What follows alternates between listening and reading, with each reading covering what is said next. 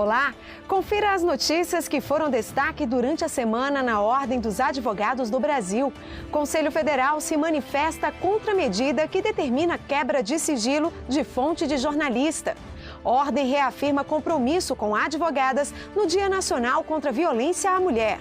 E mais, Comissão de Constituição e Justiça aprova sustentação oral de advogado em pedido de liminar. E você vai ver uma matéria especial que mostra a grave realidade de quem depende do Sistema Único de Saúde e a forte atuação da OAB na questão. Eu sou Potira Lima e começa agora o programa OAB Nacional. A Constituição garante o acesso à informação e resguardando o sigilo da fonte quando necessário ao exercício profissional. Mas o parágrafo 16º do artigo 5º da Carta Magna foi ignorado pela Justiça. Em decisão tomada em agosto, foi determinada a quebra do sigilo telefônico de um jornalista do site da revista Época. A medida, divulgada somente nesse mês de outubro, provocou revolta em entidades como a Ordem dos Advogados do Brasil. O presidente nacional da OAB, Cláudio Lamáquia, não poupa palavras ao criticar a decisão que tem um colunista da revista Época como alvo. Para ele, é inaceitável a violação de sigilo de um jornalista com a finalidade de descobrir quais são suas fontes. Isso representa um grave ataque à liberdade de imprensa e à Constituição. Lamáquia ainda sugeriu que a medida representa ato criminal. Ainda em seu texto, acrescentou que as violações de prerrogativas profissionais são frequentes no país e prejudicam a população. Ideias defendidas pela diretoria da entidade.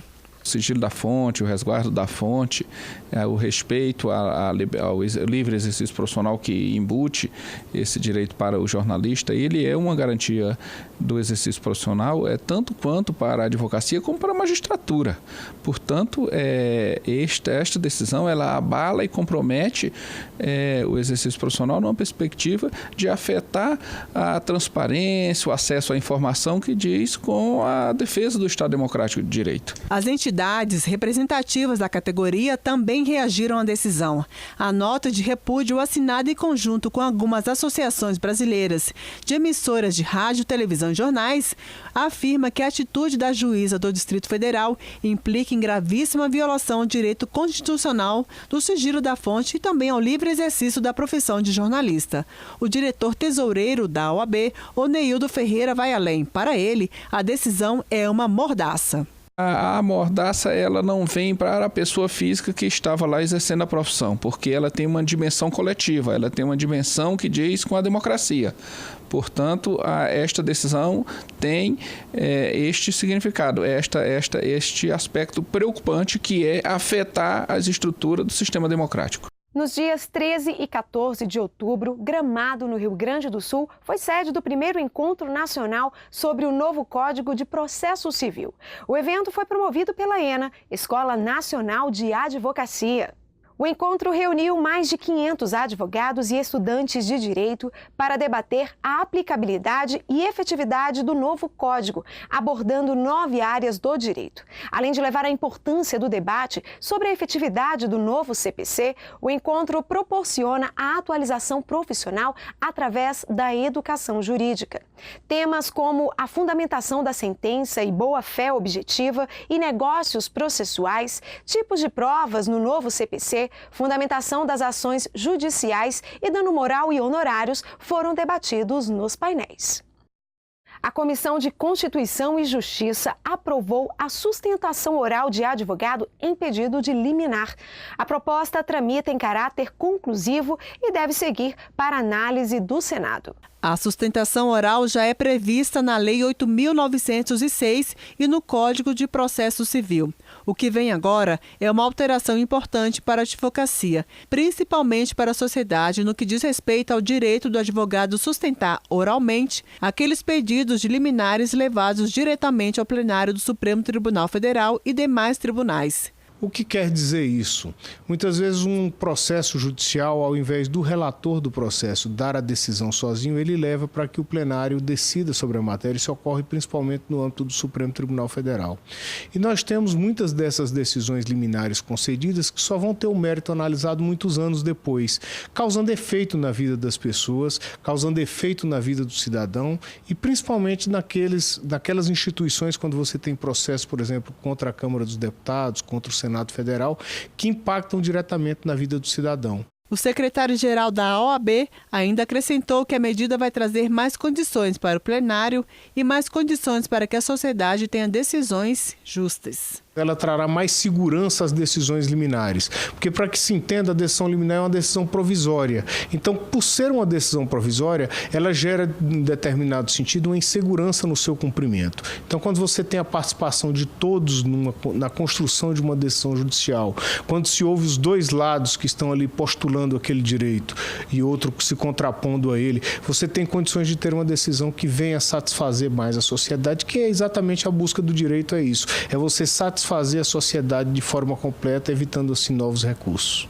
A proposta que garante ao advogado o direito à sustentação oral, quando pedidos liminares são levados à análise do plenário de um tribunal, foi aprovada no dia 11 de outubro pela Comissão de Constituição, Justiça e de Cidadania da Câmara dos Deputados. Ela tramita em caráter conclusivo e deve seguir para análise do Senado. A partir de agora, o trabalho da Ordem dos Advogados do Brasil é para que a aprovação seja feita ainda neste ano. É um trabalho do presidente Cláudio Lamarck junto ao Congresso Nacional, de modo que a gente consiga a aprovação disso o mais rápido possível, porque nós temos certeza que com essa contribuição para a advocacia e para a cidadania, nós vamos estar trazendo mais justiça para as decisões proferidas, principalmente para essas decisões liminares. E no próximo bloco, Câmara aprova em primeiro turno PEC 241, que vai reduzir investimentos para a saúde pública. A advocacia é contrária à proposta. Nós voltamos em instantes.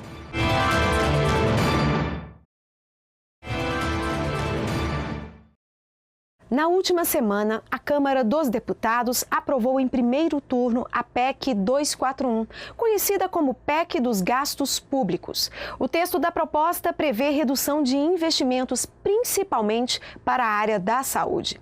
Todos nós sabemos o quão difícil é conseguir atendimento no sistema público de saúde.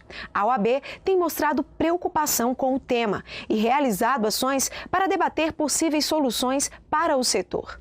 Agora você vai assistir uma reportagem especial sobre a situação da saúde no Brasil e o posicionamento da Ordem.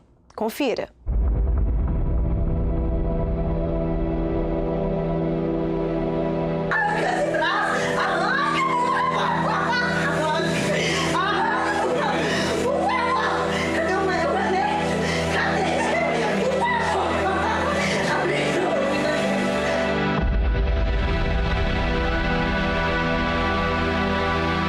Esses são os gritos de quem precisa do socorro de um sistema que também está com a saúde debilitada.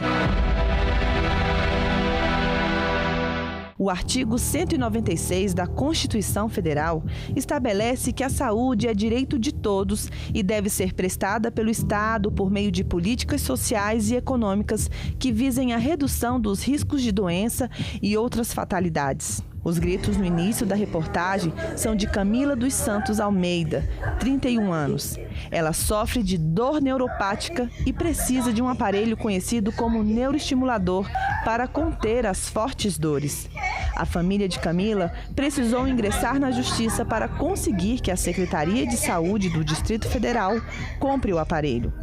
E não é raro que o cidadão precise da Justiça para conseguir alguma demanda no sistema de saúde. No caso do Distrito Federal, que é um ente federativo peculiar, pois depende, desde a sua criação, de repasses da União para a manutenção das áreas de segurança, educação e saúde pública, a judicialização da saúde é uma constante. Dados da Defensoria Pública do DF mostram os números dessa judicialização. Em 2015, foram 319 ações judiciais para conseguir cirurgias. Até julho de 2016, já foram 142 ações. Para conseguir uma consulta médica, foram 126 pedidos em 2015. Até julho deste ano, já são bem mais que a metade disso, 72 ações. Quando a dificuldade foi conseguir fazer um exame, o número de pedidos judiciais em 2015 foi de 96. Até julho de 2016 já são 51 petições. E os números crescem quando se fala em fornecimento de medicação. Em 2015 foram 474 pedidos. Até julho deste ano, também já temos mais da metade desse número, com 263 ações. O ápice da judicialização da saúde está nos pedidos de UTI, porque em 2015 foram 1.092 e até julho deste ano a demanda já passa de 700.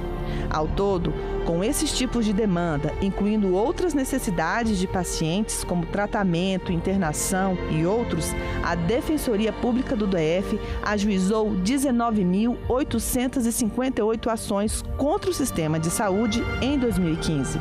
E até julho de 2016 já tinham sido 13.496 ações. Os números mostram que até o final deste ano, a judicialização da saúde vai superar a estatística de 2015.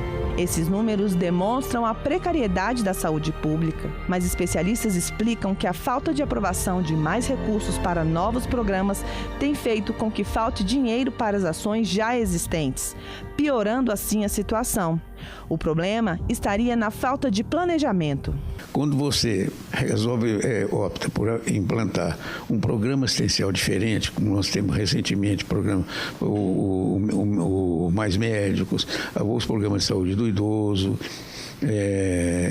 alguns outros, o SAMU, que foi criado mais recentemente. Então, quando foram criados esse programa, não veio dinheiro novo. Então, se eu crio um tipo de atenção diferente, eu tenho que criar uma despesa adicional, eu tenho que buscar um recurso adicional. Então, isso não tem a ver. Então, com isso, nós estamos sentindo que os recursos para a saúde estão ficando cada vez mais escassos. Por exemplo, o problema da assistência farmacêutica, da farmácia popular, isso tudo são recursos, são programas que não existiam e passaram a existir, que custa 3 bilhões por ano. Então, e não veio dinheiro novo para isso. O que acontece? Alguns dos setores ficam estrangulados e ficam prejudicados. O que nós defendemos são recursos da Constituição, recursos do Ministério da Saúde, dos estados, para ajudar no financiamento do SUS, buscar recursos no orçamento para a saúde e que a União cumpra o seu papel, consiga colocar mais recursos para dar atendimento à população, que está envelhecendo mais, fruto, né, de uma saúde de qualidade, né? Mas ao mesmo tempo as doenças crônicas vêm e a demanda por saúde é cada vez maior. Então é preciso sim ter mais recursos na saúde, nós temos que achar meios para que isso aconteça. A defesa por mais recursos para a saúde pública é unanimidade, já que esse é o principal fator que explica a má prestação do serviço para o cidadão. Em uma audiência pública realizada pelo Conselho Federal da OAB em agosto, que tratou do tema, o ministro da Saúde falou dos valores destinados para a pasta. O orçamento da saúde, esse ano 118 bilhões, na verdade são 106, que é 13,2% da receita corrente líquida. Já desbloqueamos 6 bilhões e 300 nessa gestão do presidente Temer, que autorizou o descontingenciamento, portanto teremos a execução integral dos recursos do orçamento e ainda temos mais 4,2 bilhões que pretendemos conseguir o descontingenciamento até o final do ano, para podermos executar integralmente tudo que estava proposto no orçamento da saúde. Mas a conta não bate. O cidadão não consegue chegar a uma unidade de saúde pública e receber atendimento adequado sem que lhe seja informado que faltam médicos, materiais, medicamentos, vagas. Muitos se desesperam com o atendimento ruim ou com a falta dele. Foi o que aconteceu com a dona de casa Claudice Ramos da Silva, de 38 anos, mãe de 3 filhos, que tem procurado atendimento ambulatorial em Brasília para a filha Ana Carolina, de 15 anos, mas só recebe negativas do sistema. Já fomos 2 vezes na UPA de Ceilândia Norte, falamos a situação dela, tem 15 dias que ela está assim, na verdade tem uns 4 meses que ela está assim, mas de agosto para cá ela está só piorando. A gente vai, passa remédio na veia, o braço dela está inchado de tanto levar remédio na veia. O bumbum dela tá roxo de tanto levar remédio no bumbum. Aí ela começa a suar, no que ela sua, começa a pingar o suor da mão dela, que ela fica gelada igual gelo. Aí nós levamos. Falaram que se nós não chegar com encaminhamento aqui, não atende ela. Eu falei, gente, mas não tem condição, me ajuda. Eu sei que você não tem culpa, mas me ajuda hoje. Mãezinha, não tem como. Nós chegamos com ela aí desmaiada.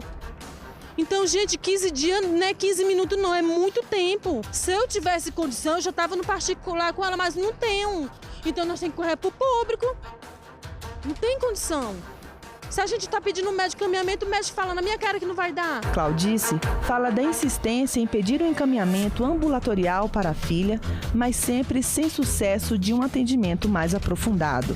Que eu não pedi não, implorei um encaminhamento para o neurologista aqui de cabeça para ele não me deu. Então não tem condição, ela tem 15 anos. Como é o nome dela? Ana Carolina, ela tem 15 anos. Gente, não é certo você passar mais de 15 dias andando em hospital. É de manhã, é de madrugada, é de noite, é de tarde, é toda hora. Se ela melhorar ali um pouquinho em casa, que os médicos passam remédio oral, se for umas 2 horas é muito. Ontem mesmo meu marido, minha cunhada foi parar com ela na UPA. Meu marido e minha cunhada pediu o caminhamento. Não, nós não pode dar não, porque nós somos médicos de emergência. Gente, não importa, ou que seja médico de emergência, que não seja. Mãezinha tem que ter o caminhamento. Falei, eu já pedi, mas você tem que ir em Ceilândia, que pede o caminhamento, exige o caminhamento. Falei, só se eu matar os médicos, se eu matar os enfermeiros. Para poder dar um caminhamento para nós poder trazer ela aqui no neurologião de cabeça.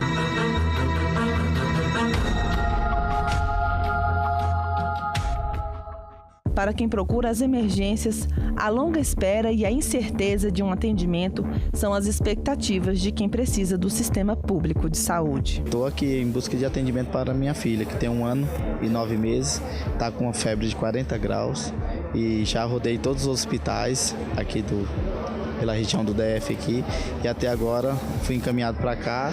E como você pode constatar, isso aqui, ó, atendimento, tem que esperar de 5 a 6 horas para ver se consegue um atendimento. Agora, eu não sei o que eu faço mais, né? O que pode ser feito. Aqui, neste local, funciona o ambulatório de um dos maiores hospitais de Brasília, a cerca de 4 quilômetros do centro do poder. Todos os dias, centenas de pessoas passam por aqui na esperança de conseguir a marcação de uma cirurgia, de consultas ou de exames, mas nem sempre isso é possível. Muitas dormem na fila para conseguir a vaga. Sim, passar a noite aqui hoje, porque já vim, agosto eu vim, cheguei aqui, não tinha vaga, para dormir não tinha vaga. Vim setembro não tinha vaga, vim para dormir não tinha vaga. Agora hoje eu vim, agora está marcado ali na portaria que está em vaga, né? Aí hoje eu vou tentar dormir essa noite aqui para amanhã fazer minha marcação. Dona Valdenir precisa de uma cirurgia corretiva e mora a cerca de 50 quilômetros do hospital. Ela se mostra conformada em dormir numa fila para conseguir atendimento. Ela vai dormir aonde? Aqui nesse banco. Ou então no chão, arrumar um papelão aí, colocar e dormir. O que a senhora trouxe aqui na sua mala? Eu trouxe uma coberta, aqui tem minha marmita. Minha coberta e minha marmita. Espero que amanhã eu consiga marcar minha cirurgia, porque... Mas a precariedade do sistema não se limita apenas aos hospitais. As santas casas de saúde também enfrentam sérios problemas pela escassez de recursos. A situação causa revolta nos dirigentes. Olha, o momento é um momento muito crítico. É o momento que os nossos hospitais, uma grande maioria, tem que ter intervenção. O município está intervindo nas Santas Casas porque ela não tem condições de manter suas portas abertas. E não foi falta da CMB, das federações, que já que já mostraram para o governo que precisa-se. Apesar do ministro falar que tem dinheiro no orçamento, nós achamos que precisa mais dinheiro para a saúde. De um cenário muito drástico, a questão do subfinanciamento no Sistema Único de Saúde em todo o país e as consequências advindas desse subfinanciamento, em especial a falência da rede das Santas Casas e hospitais filantrópicos em todo o país e a desassistência crescente, gradativa da população brasileira. Hoje nós temos 17 milhões de pacientes hipertensos no país, já fora do Sistema Único de Saúde. 12 milhões de diabéticos, da mesma forma. 3 milhões e meio de obesos mórbidos, sem acesso ao Sistema Único de Saúde. 218 hospitais sem fins lucrativos que são determinantes para o país, mais de 50% da assistência SUS no Brasil é realizada por essa rede de hospitais, 218 já fecharam. A saúde na UTI foi o tema dado à audiência realizada pela OAB para debater caminhos de mais recursos para o setor. Durante o evento, uma das questões mais discutidas foi a proposta de emenda à Constituição PEC 241, que prevê a redução de gastos públicos em 20 anos, mas corta investimentos para as áreas de saúde e educação. A OAB se posiciona contrária a esses cortes. Bom, eu acho que esse é um ponto que nós teremos sim que opor uma resistência, né? A questão do investimento na saúde e na educação. Seguramente, se este ponto for superado, eu não tenho dúvida que facilitará o trâmite da PEC 241, mas ela merece um exame mais aprofundado e um debate pleno sobre ela. Isso nós estamos fazendo no âmbito da OAB. Eu já me manifestei inicialmente contrário no que diz respeito a estes dois temas, né? Duas políticas públicas indispensáveis, saúde e educação. Mas nós ainda estamos fazendo um exame técnico e no contexto mais geral da própria PEC 241. Para o presidente nacional da OAB, a PEC 241 pode deixar a situação da saúde pública ainda mais dramática. Com relação à PEC 241, eu tenho externado a minha preocupação, né, notadamente no que diz respeito ao congelamento, né, de investimento na área da saúde e na área da educação. Nós hoje temos um país que tem uma das mais altas cargas tributárias do mundo e neste ranking, se nós formos examinar, o Brasil é um dos que menos devolve essa carga tributária em políticas públicas básicas, como saúde, como educação, como segurança. E na medida que se pensa em restringir ou limitar, né, o crescimento do investimento na área da saúde, nós seguramente não vamos ter nada muito bom no Brasil. Hoje nós já vivemos uma situação dramática nessa área, né? Tanto saúde quanto segurança pública. E se nós tivermos apenas um crescimento do investimento na área da saúde na linha da inflação, nós vamos desconsiderar que a própria população vai crescer. Portanto, volto a dizer, se hoje nós já temos um problema real e efetivo no que diz respeito ao investimento na saúde, daqui a 5, daqui a 10 anos, nós teremos uma situação dramática.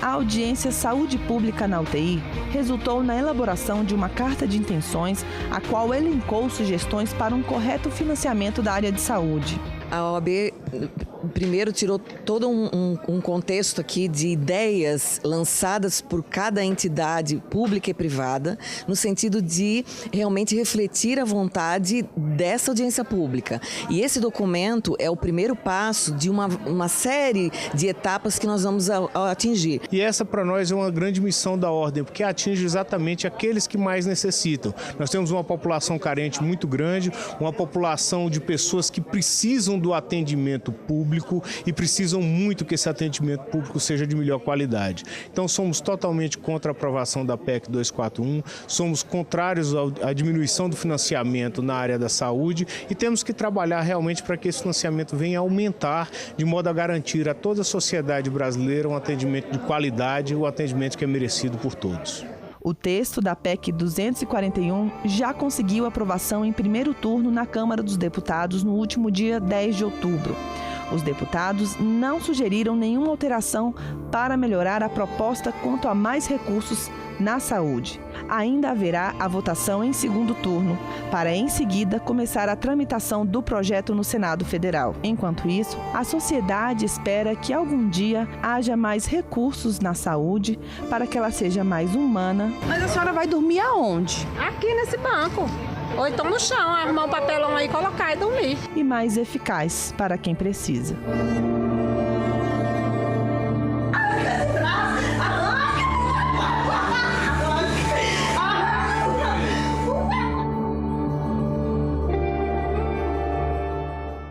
E depois do intervalo, CNJ mantém suspensão do cadastro obrigatório, que viola prerrogativas da advocacia em sistema do TRF1. Nós voltamos já.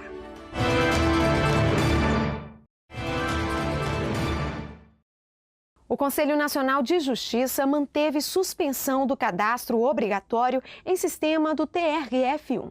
Para o presidente da OAB, a decisão reafirma o trabalho que vem sendo desenvolvido pelo representante da instituição no CNJ.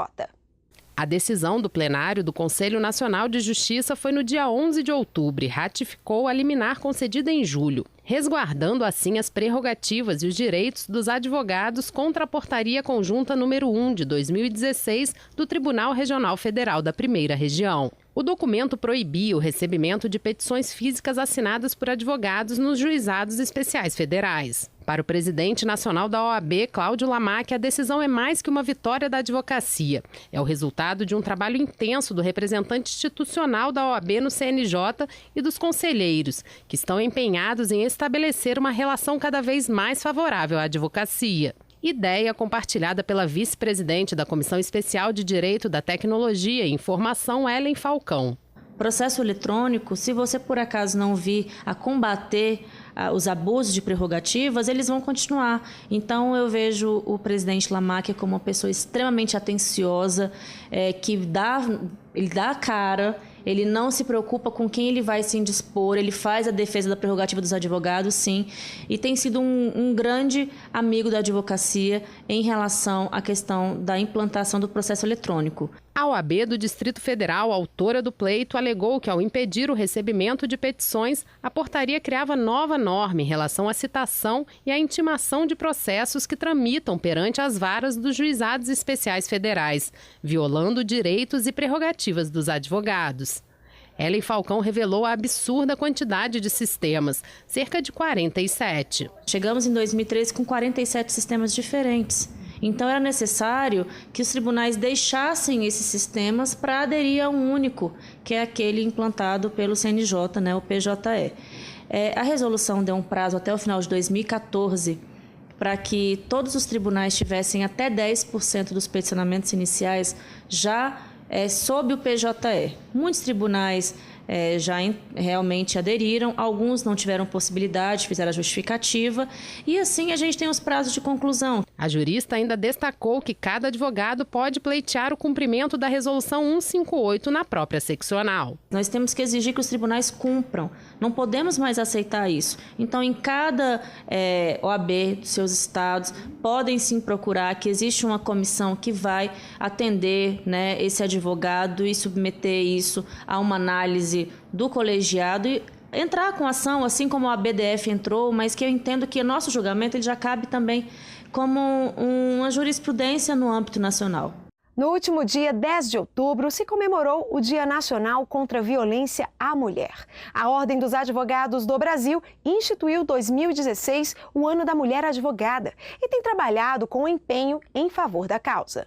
Para a presidente da Comissão Nacional da Mulher Advogada, Eduarda Mourão, a data é extremamente importante. O tema violência contra a mulher precisa ser debatido. O Brasil ocupa o 5º lugar entre os países que mais agridem as mulheres e a solução desse problema está na educação. Nós temos que trabalhar a sociedade no sentido de reeducarmos a nossa sociedade, compreendendo que nós mulheres precisamos e devemos devemos ser respeitadas e vivermos e convivermos em harmonia com os homens. Devemos ser realmente tratadas da maneira como merecemos. E para isso temos que trabalhar bem as gerações mais novas, trabalharmos a educação do povo brasileiro. A Ordem dos Advogados do Brasil abraça e apoia a causa do Dia Nacional de Luta contra a Violência à Mulher. Para a Ordem, a Comissão Nacional da Mulher Advogada é essencial aos trabalhos, com bandeiras importantíssimas como a de combate à violência de gênero. No Ano da Mulher Advogada, a OAB conclama a advocacia a lutar por mais mulheres nos quadros diretivos da entidade em nível federal e das seccionais. Além disso, tem promovido ações que garantam a valorização feminina.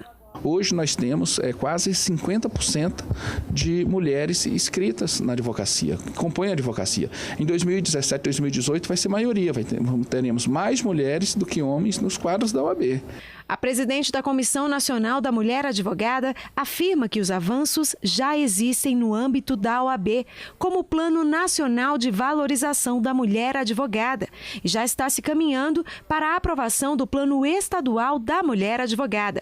Trabalhos importantes em 2016. Esse trabalho ele é extremamente importante para esse primeiro ano, porque nós vamos pavimentar os próximos 2 anos de gestão.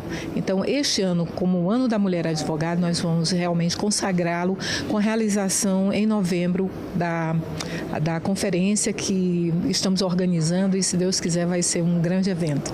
E o programa OAB Nacional fica por aqui. Não se esqueça, visite as nossas redes sociais, Instagram, Facebook e Twitter. Basta colocar CF OAB. Por hoje é só, mas nós nos encontramos na próxima semana. Até lá. Tchau, tchau.